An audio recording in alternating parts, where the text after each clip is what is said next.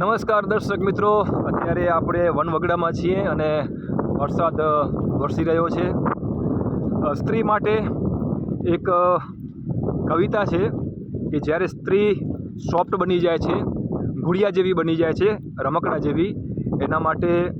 વીર રસની એક નાનકડી કવિતા છે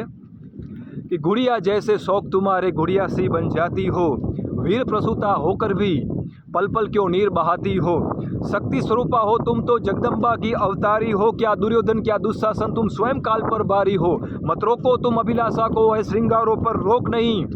तुम कालिका हो इस उपवन की सो कोमलता पर टोक नहीं,